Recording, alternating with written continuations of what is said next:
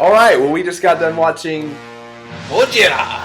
Gojira, the original 1954 classic Godzilla film. It was good. It was good. It was a good film. Better than the American version. The American version of the same film with Raymond Burr as Steve Martin. Yeah, that one was... Not the comedian Steve Martin. No. Just his character's name. Though that would have been good.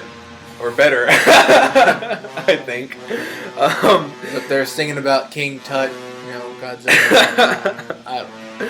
But I had not seen this version or the American version before you showed me a few years back.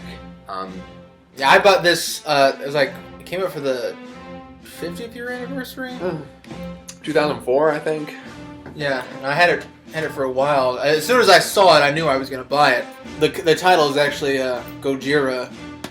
It keeps the original Japanese name because in Japan his name is not Godzilla. That's just kind of a transliteration of the sound of the name. It's like Geo Go, then DZ was the J, right. And then the Japanese R is like a Ra.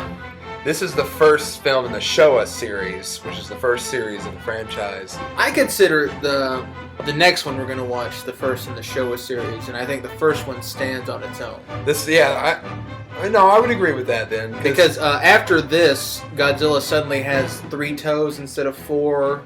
He has, let's see, did he have ears? Yeah, he has ears in the first one, and they drop the ears. And he's not, like, the second one begins the trend of Godzilla fighting other monsters. But the first one really sets a different tone because Godzilla originally was a metaphor for the atomic bombs dropped on Nagasaki and Hiroshima less than a decade before this movie was made. So the people who made this film still had, imagery in their mind of all the chaos of the fire bombings of Tokyo and the bombs and everything that happened to Japan in the war. And it really comes across very clear in the film, after Godzilla's initial attack through Tokyo and all the desolation and the people hurt and the radiation and everything. I mean, that's really where you're getting that feel about what the movie is about. It is very separate from the later feel of the franchise, which is more kind of a fun, monster flick, people in rubber suits beating up on each other, which is great, but it's just not this film. J.J. Abrams wanted to do. He thought that America should have a Godzilla. Not realizing, I think, that we kind of already do in a way, but he wanted to have like an American kaiju, and that's why he made Cloverfield, and I guess that was supposed to represent, the war on terror. Yeah, but it doesn't really come across. It doesn't. The effort is appreciated, I guess. I mean, Dizzy and I were, we were up. With the Cloverfield, the online experience, all the stuff that went up to the release of that film in 2008, and but it did not become like what Godzilla is. Godzilla is this huge, massive thing interculturally between the Japanese and the Western world, and that Cloverfield, nothing that J.J. Abrams could have ever done, I think, could have been anything close to what Godzilla means to people today as pop culture. And the kaiju in Japanese is already like an established meme that Godzilla just sort of ran with, because the film was kind of based on the Beast from 20,000 Fathoms. Right. Which came out the year before, I think. Yeah, I thought it came out in the 20s. Oh, it may have. It was like all stop motion. Right, yeah. And this was, anything like that was done with stop motion before Godzilla. Godzilla was the first to be a man in a suit, so you had that more fluid movement of something going through the city, whereas the stop motion was very stop motion. Is an example, I think, of art from adversity, because the stop motion was the more expensive thing, but it ended up looking better, which is why I always prefer practical effects to computer effects. Oh yeah, you can see like that's why Jurassic Park still works. Right.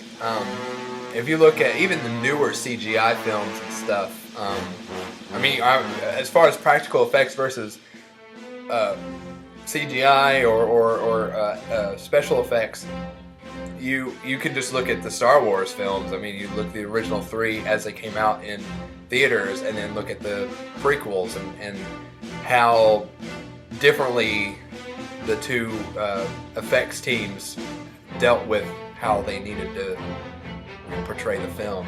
But going back to Gojira, obviously we watched the original Japanese, so it was all in subtitles. It wasn't dubbed or anything like that. So that's the best way to watch. Yeah, if you want to watch this film, the first film, definitely watch Gojira, the Japanese original, and then watch the American version, which is a kind of a dumbed down adaptation. There's a lot of vague racism in the American version, because the Japanese traditional customs are treated much more superstitiously because the American kind of explain, oh, they're doing this kabuki in order to ward off the evil spirit Gojira, which is a sea dragon.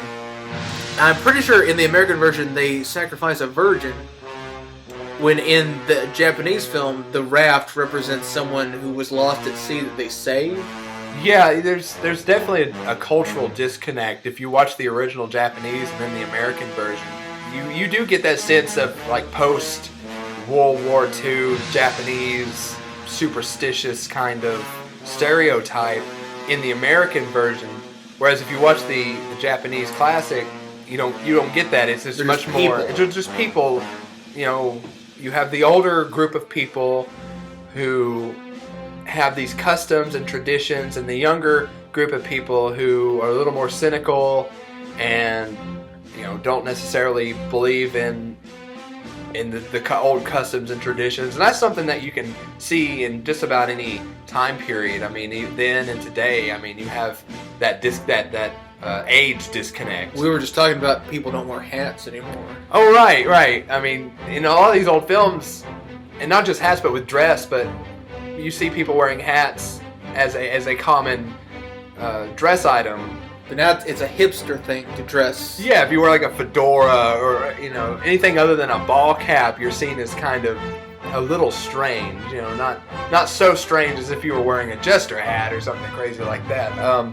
What we were talking about, the oxygen bomb, the oxygen destroyer. Yes. Like, does that represent something? If Godzilla represents atomic, like nuclear power, nuclear warfare, what does the oxygen destroyer represent? Which, spoiler alert, that's how they kill Godzilla. Whoops. And I put forward that, it was the idea of developing a weapon similar to nuclear weapons that is then destroyed. It's sort of the idea, like, we have this way, it's got so much potential, just like nuclear power powers a lot of the world now, but it also killed a lot of the people in that world. So this is probably one of my favorite entries in the whole franchise that I've seen up to this day, which I haven't watched all the films, and this is exactly why this is one of the reasons why we're doing this. But definitely one of my favorites. Next up, we got the Raid of Godzilla. Godzilla raids again. Godzilla. I always call it the Raid of Godzilla, but it was released in America as Gigantus the Fire Monster. It wasn't even a Godzilla film. It was just another. It had Godzilla in it, but it was just another monster flick that was very popularly coming out of Japan at the time. And it's the first appearance of Anguirus. Anguirus. They say it a lot of different ways throughout the series. Well, they spell it Anguirus here in America, but they always say it Anguirus. Anguirus with the Angulus. With the okay, right. So in this film came out in 1955. So that will be the next one up. So we'll keep you posted.